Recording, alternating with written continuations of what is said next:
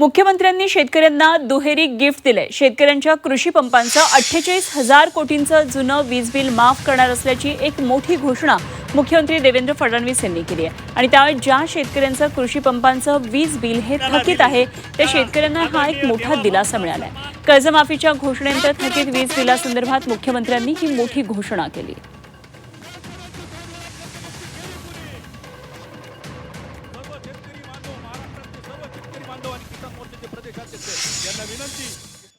तुमच्या प्रत्येकाच्या नावाने जुनं बिल आहे,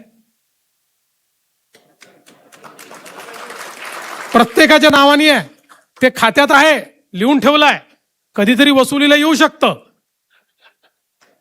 आणि कुठलंही दुसरं कनेक्शन घ्यायचं झालं तर तो लाईनमन चेक करतो, तुमच्यावर तर आहे जुनं बिल, मिळत नाही तुम्हाला। आणि म्हणून आता मी हा निर्णय घेणार आहे की 7.5 हॉर्स पॉवर पर्यंतचं जे जुनं बिल आहे 48,000 कोटी रुपयाचं जुनं बिल वसूल करायचं आहे। ते 48,000 कोटी रुपयाचं जुनं बिल आम्ही माफ करणार आहोत।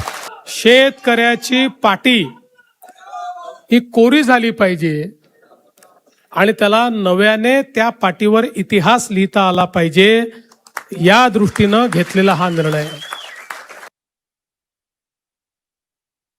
आपण कर्जमाफीचा निर्णय घेतला, 2 लाखापर्यंत कर्ज माफ करण्याचा निर्णय घेतला आणि त्यासोबत ज्यांनी नियमित कर्ज भरलाय त्यांनाही 50,000 रुपये देण्याचा निर्णय आपण घेतला।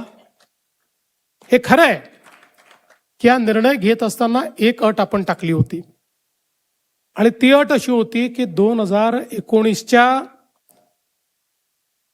कर्जमाफी योजनेमध्ये ज्यांना त्याचा फायदा मिळालाय त्यांना या योजनेचा फायदा मिळणार नाही।